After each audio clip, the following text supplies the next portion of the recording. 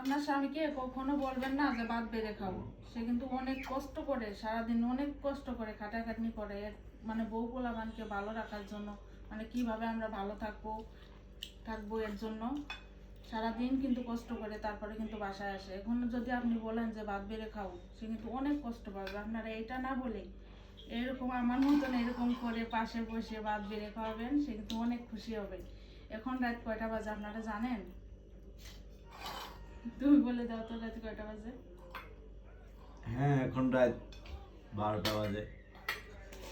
আমি মাত্রই আসলাম কাজের থেকে, হাত মুখ দিয়ে পরে খেতে বসলাম। অনেকেই কিছু কিছু আমার ভাই বন্ধু আছে, তারা জিজ্ঞাসা করেন যে মানে জিজ্ঞাসা কি আমাকে কিছু SMS করে যে আপনারা কি কোনো কাজ কাম করেন না, শুধু ভিডিওই করেন, কাজ কাম করতে পারেন না, মানে এরকম প্রশ্ন অনেক আসে। কিন্তু আমি যে এখন রাত 12টা বাজে আমি কাজের থেকে আসলাম। আর যারা না জেনে এরকম কমেন্ট করেন তাদেরকে দোষ দিব না, কারণ ভিডিও তো করি, আপনারা দেখেনি। এই কাজের ফাঁকে কিন্তু ভিডিও করি। হ্যাঁ, কাজ বন্ধ করে ভিডিও করি না, কাজের ভিতরেই, এই কাজের ভিতরে দুপুরে করি, সকালে করি, মানে যখন একটু সময় হয় তখনই করি, কিন্তু কাজ বন্ধ দিয়া না। ঠিক আছে? তো আপনারা যারা এরকম বলেন তাদের জন্য এই ভিডিওটা বানালাম।